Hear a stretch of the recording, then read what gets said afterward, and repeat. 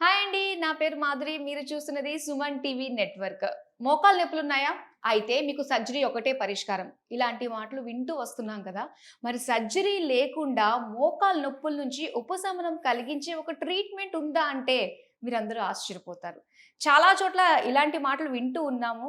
కానీ నిజమైన స్పెషలిస్ట్ ఎవరు? ఎవరి దగ్గర చేయించుకుంటే మనకి లాంగ్ లాస్టింగ్ రిజల్ట్స్ ఉంటాయి. సైడ్ ఎఫెక్ట్స్ లేకుండా చక్కగా ఎంత పెద్దవాళ్ళన్నా కూడా కూర్చుని ఈజీగా లేవగలుగుతారు. మరి ఇలాంటివన్నీ మనకి Epione pain management centre doctor Sudheer దారా గారు ఇప్పుడు మనకి తెలియజేయబోతున్నారు. సో శ్రద్ధగా విందామండి. ప్రతి ఒక్కరి ఇంట్లోనూ కూడా ఈ ప్రాబ్లమ్ ఉండే ఉంటుంది. సో మరి నేను అడిగే క్వెషన్స్‌కి మరి సార్ ఏ విధంగా ఆన్సర్స్ మనకు తెలియజేస్తారో చూద్దాం. నమస్కారం డాక్టర్ గారు. నమస్కారం అండి ఎలా మాధురి గారు. ఉన్నారండి?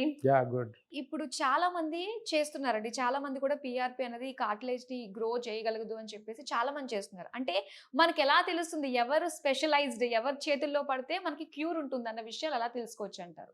మాట్లాడాలి డాక్టర్‌తో. ఎవరితో మాట్లాడాలా? ఎక్కువ కేసెస్ చేసిన డాక్టర్‌తో మాట్లాడాలి. హ్మ్.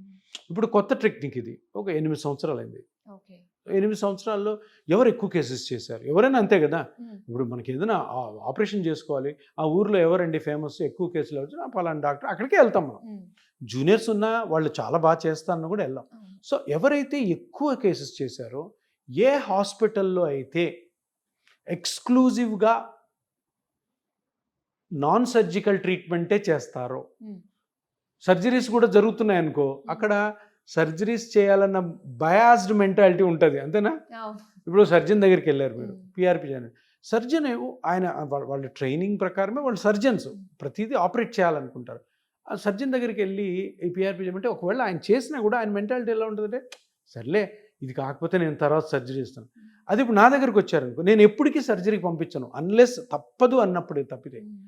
అప్పుడు నేనేం చేస్తా 100కి 1000% ఎఫర్ట్స్ పెడతాను హ్మ్. ఈ ట్రీట్మెంట్లోంచి బయటికి లాగాలని. అందుకని ఎప్పుడు కూడా సెలెక్ట్ చేసుకోవాల్సింది 2: మంచి డాక్టర్, మంచి హాస్పిటల్. ఓకే. మంచి డాక్టర్ అంటే మంచోడని కాదు, ఎక్కువ కేసెస్ చేసిన కేసెస్‌ని. ఆ! మనిషి, ఎక్స్పీరియన్స్. మంచి హాస్పిటల్ అంటే ఆ హాస్పిటల్లో ఎక్కువ కేసులు జరుగుతుండాలి. హ్మ్. అక్కడ సెటప్ అంతా కూడాను ఆపరేషన్ లేని సెటప్ ఉండాలి. హ్మ్. ఇవి 2 గుర్తుపెట్టుకోవాలి. ఇంకొకటి చాలా ఇంపార్టెంట్, ఎవరన్నా పీఆర్పీ చేసిన తర్వాత ఏ డాక్టర్ అయినా కానీ హ్మ్. ఫాలో అప్ ఉండాలి. ఓకే.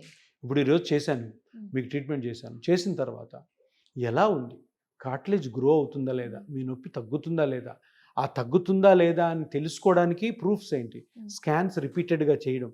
ఏమైనా తప్పులు తడకలు ఆ పేషెంట్ చేస్తుంటే వాళ్ళకి మళ్ళీ చెప్పి కరెక్షన్ చేయడం. హ్మ్. ఫాలోఅప్‌లు పెట్టుకోవాలి. మేము ఒకసారి ట్రీట్మెంట్ చేసిన తర్వాత దగ్గర దగ్గర 4, 5 మంత్స్ పేషెంట్ ఫాలోఅప్ పెట్టుకోవాలి. ఓకే. తప్పకుండా రమ్మంటా ఎవ్రీ మంత్. ఓకే. అలా అంటే చేయకుండా చేస్తే ఫెయిల్ అవుతుంది. ఓకే. అందరూ ఏమనుకుంటారు, ఏముంది బ్లడ్ కదా! ఇప్పుడు ఈ పీఆర్పీ కిట్స్ తయారు చేసే కంపెనీ వాళ్ళు ఉంటారు. వాళ్ళు ఏం చెప్తారు, సార్ అక్కడ సుధీర్ సార్ చేస్తున్నారు. ఏముండదు సార్, బ్లడ్ తీసుకోవడము, ప్రాసెస్ చేయడం, ఆ కిట్స్ మేము ఇస్తాము, ఆ మిషన్స్ మేము ఇస్తాం, తీసి ఇంజెక్ట్ చేయడం సార్ అంటారు. హ్మ్. అలా చేస్తే మీ డబ్బులు వేస్ట్, ప్లస్ ఆల్సో మీకు ఎఫెక్ట్ రాదు. నొప్పులు దాని తర్వాత పెద్ద పెద్ద ఆపరేషన్ పోవాల్సి వస్తుంది. ఓకే. వాళ్ళు చెప్పి చాలామంది స్టార్ట్ చేస్తున్నారు, అట్లా చేయకూడదు. హ్మ్. పర్సనల్ ట్రైనింగ్ ఉండాలి. ట్రైనింగ్ లేకుండా ఏ ట్రీట్మెంట్ అయినా కూడా ఫెయిల్ అవుతుంది. హ్మ్. అక్కడ వాళ్ళు చేస్తున్నారు సింపుల్, ఏముంది ఇక్కడ నుంచి బ్లడ్ తీసుకోవడం, ప్రాసెస్ చేసేస్తే మొత్తం మ్యాజిక్ అంతా లోపల చేసినట్లు కాదు. హ్మ్. దీని వెనకాల చాలా సైన్స్, చాలా ఎఫర్ట్స్, చాలా పేషెంట్ కేర్ ఉండాలి. ఓకే. పేషెంట్ ఫాలోఅప్లో పెట్టుకోవాలి, హ్మ్. పర్సనల్గా ఫాలోఅప్ పెట్టుకోవాలి. అలా చేసినప్పుడు మంచి రిజల్ట్ వస్తుంది. హ్మ్. వేరే వేరే పెద్ద పెద్ద ట్రీట్మెంట్కి వెళ్ళాల్సిన అవసరం ఉండదు. ఓకే. ఇప్పుడు పీఆర్‌పీ అన్నది మనకి ఎన్ని సెషన్స్ ఉంటాయండి అసలు? Depends on the damage.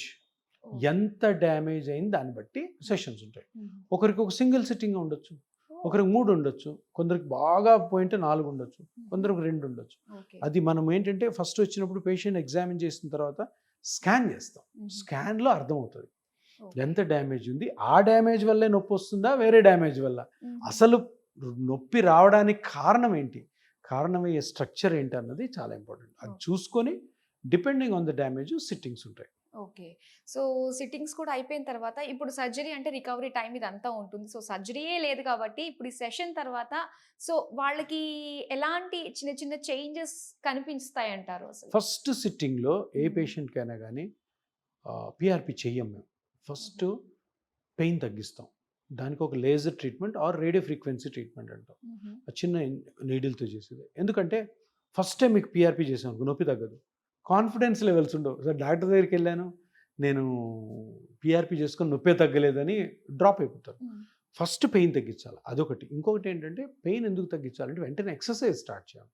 నొప్పి ఉంటే ఎక్సర్సైజ్ చేయలేరు కదా. సో అందుకని first sitting radio frequency ablation treatment చేస్తాం. దీంట్లో పెయిన్ తగ్గుతుంది కాబట్టి ఎప్పుడు ఎక్స్పెక్ట్ చేయాలి మనము పెయిన్? ఏ రోజైతే ఇక్కడికి వచ్చి చేయించుకుంటారో ఆ రోజు నుంచి పెయిన్ ఫ్రీ పీరియడ్ ఎక్స్పెక్ట్ చేయొచ్చు. తగ్గుతుంది, ఇంకా స్టార్ట్ అయిపోతుంది.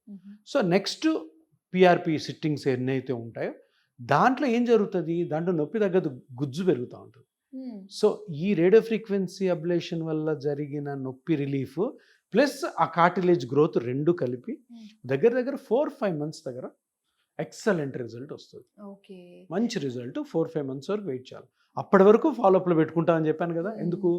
ఈ మొత్తం ప్రాసెస్లో పేషెంట్ కరెక్ట్గా ఉన్నాడా లేదా, మనం చెప్పిన పనులు చేస్తున్నాడా లేదా, ఏమన్నా తప్పులు చేస్తున్నాడా, మన ట్రీట్మెంట్ ఏమన్నా కొంచెం రాంగ్ వేలో పోతుందా, మళ్ళీ కరెక్షన్ చేసుకోవడం కోసం. సో ఇంత ఉంటుంది పిఆర్పిలో. జస్ట్ సింపుల్ ఒకసారి ఇంజెక్షన్ వేసేస్తే పేషెంట్స్ కూడా ఎట్లుంటుందంటే ఫోన్ చేసి మా టెలికాల్ కొడతాను, మీరు పిఆర్పి ఎంతకు చేస్తారని చెప్పి ఏదో సబ్బు కొన్నట్టు ఫోన్ కొన్నట్టు మా టెలికాల్ స్నేహితు చూడమా, అట్లా అస్సలు ఉండకూడదు. డాక్టర్ గారు మిమ్మల్ని ఫస్ట్ చూడాలి, చూస్తే అసలు మీ కండిషన్ ఏంటి, మీరు పిఆర్పికి ఫిట్ అవుతారా లేదా, ఒకవేళ ఫిట్ అయితే స్కానింగ్ చేసిన తర్వాత ఎన్ని సిట్టింగ్స్ మీకు అన్నీ వివరిస్తారు. అప్పుడే తెలుసు. ఎందుకంటే టెలికాలర్స్ అన్నవాళ్ళు డాక్టర్లు కాదు, ఈ కాస్ట్ ఎంత వద్దని. పేషెంట్స్ కూడాను ఫస్ట్ ఆఫ్ ఆల్ ఎలా కనుక్కోవాలంటే ఇదో కమాడిటీ లాగా తీసుకోకూడదు, ఇదొకటి వస్తువులాగా.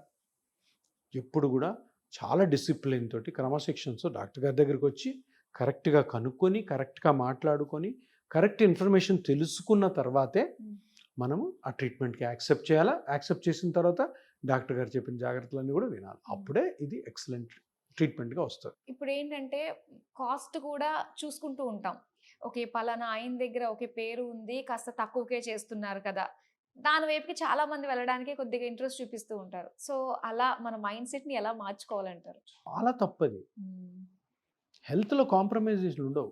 ఎప్పుడు ఎవరు ఏ పేషెంట్స్ దెబ్బతింటారంటే ఇటువంటి పేషెంట్సే. అక్కడ 10 రూపాయలు తక్కువ చేస్తున్నారు, అక్కడ పోయి చేస్తున్నారు, చాలా తప్పు. ఎందుకంటే రిజల్ట్ రాదు. రిజల్ట్ రాకపోతే నీకు ఆ 10 రూపాయలు వేస్టే కదా, వేస్టే. మళ్ళీ బాధపడతావు, ఎక్కడో అప్పు తెచ్చి చేసుకుంటావు. సో అందుకని ఎప్పుడు కూడాను ఒక 4-5 రోజులు ఆలోచించాలి, అడగాలి ఎక్కడికి వెళ్ళాలి, ఈ ట్రీట్మెంట్ నేను తీసుకోవాలనుకుంటున్నాను, ఎక్కడైతే బాగుంటుందని.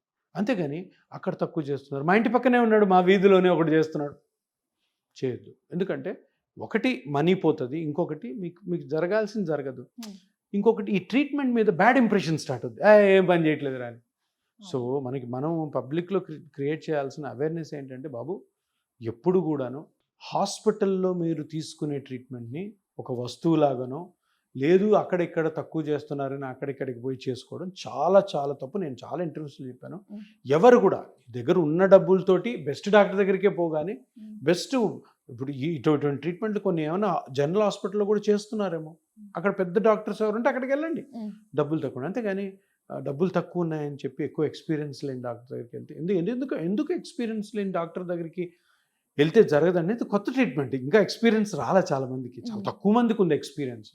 సో ఇప్పుడు ఈ అందరూ స్టార్ట్ చేయడం బట్టి ఏమవుతుందంటే కొద్దిగా దీని మీద బ్యాడ్ ప్రాపగాండా కూడా స్టార్ట్ అవుతుంది, ఈ పని చేయవు నేను వేసుకున్నాను అని చెప్పి. So correct doctor correct hospital అంతే. ఇంకా ఫైనల్గా ఒక క్వశ్చన్ అండి, అది కొంచెం నాకు పర్సనల్గా అనిపిస్తుంది, అది అడగాలని. ఇప్పుడు పిఆర్పి ఏంటంటే సెషన్స్ వైజ్గా వెళ్తూ ఉంటాము. అంటే ఒక సెషన్ మనం తీసుకున్నామంటే సో దాని రిజల్ట్స్ కొంత పీరియడ్ వరకునే ఉంటుంది, దాని తర్వాత మళ్ళీ ఎప్పటికప్పుడు మనం ఇలా ఇంజెక్ట్ చేసుకుంటూ ఉండాలంటారా? ఏ ట్రీట్మెంట్ మెడికల్లో 100% ఉండదు, పర్మనెంట్ ఉండదు. ఇది అందరు తెలుసుకోవాలి. ఏ ట్రీట్మెంట్ కూడా 100% ఉండదు, పర్మనెంట్ ఉండదు. ఏదైనా ట్రీట్మెంట్ పర్మనెంట్ అని ఎవరన్నా డాక్టర్ చెప్తే ఆ డాక్టర్ నమ్మొద్దు. సింపుల్. పర్మనెంట్ అనకూడదు, లాంగ్ లాస్టింగ్ అనొచ్చు. ఎట్లా ఎక్కువ కాలం పనిచేస్తుంది, టెంపరీ కాదు. కొన్ని ట్రీట్మెంట్ టెంపరీ ఉంటాయి, టెంపరీగా ఈ ట్యాబ్లెట్ వేసుకోమా తగ్గకపోతే చూద్దామని. ఫస్ట్ ఆఫ్ ఆల్ అందరు తెలుసుకోవాల్సింది ఇది. సో ఇప్పుడు ఈ ట్రీట్మెంట్ సంగతి ఏంటి సార్, ఇది లాంగ్ టర్మా, టెంపరీయా, పర్మనెంట్ అని. పర్మనెంట్ అన్న తీసేయండి. ఈ ట్రీట్మెంట్ ఏంటి, ఈ ట్రీట్మెంట్ అన్నది నీకు ప్రాబ్లం ఎక్కడుందో ఆ ప్రాబ్లంని క్షుణ్ణంగా పరిశీలించి పరీక్ష చేసి కనుక్కొని దాన్ని మీ ఓన్ బ్లడ్తో న్యాచురల్గా కరెక్షన్ చేస్తున్నాం.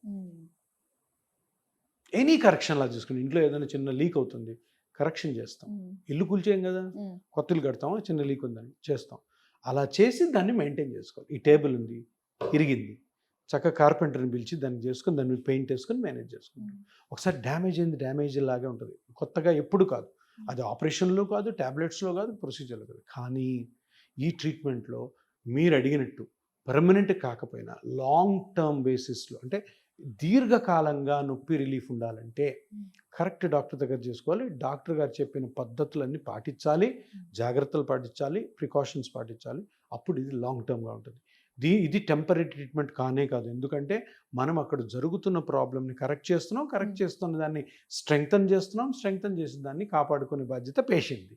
కానీ అన్ని పేషెంట్కి ఎక్స్ప్లెయిన్ చేస్తాం. అవన్నీ ఫాలో అప్ అయిన వాళ్ళు వేలకు వేల మంది ఇప్పటికి కూడా బాగున్నారు.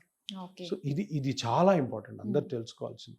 అక్కడ మ్యాజిక్ మంత్రాలు ఏం జరగవు, మ్యాజిక్ మంత్రాలు ఏం లేవు. పిఆర్పిలో జరుగుతున్నది పేషెంట్కి క్షుణ్ణంగా వివరించాలి. వివరించిన పేషెంట్కి అర్థమైందో లేదో మళ్ళీ చెప్పాలి. చెప్పి మళ్ళీ ఫాలో అవుతున్నారో లేదో అన్నది చూసుకోవడం డాక్టర్ బాధ్యత, పేషెంట్స్ కూడా వినే బాధ్యత. అలా ఉంటే చక్కగా ఎక్కువ కాలం దీర్ఘకాలంగా దీని నుంచి మనం బయటపడతాం. ఓకే, నిజంగా చాలా మందికి డౌట్ ఉంటుంది, ఒక్కటే పరిష్కారం సర్జరీ అనుకున్న వాళ్ళకి నిజంగా ఇదొక చక్కటి అద్భుతమైన ఒక రిలీఫ్ అన్నట్టుగానే చెప్పాలి, మంచి ఆల్టర్నేట్. సో చాలా మందికి ఉన్న కన్ఫ్యూజన్స్, డౌట్స్ని అన్నిటినీ కూడా క్లారిఫై చేసినందుకు థ్యాంక్ యూ సో మచ్ అండి. థ్యాంక్ యూ, నమస్తే.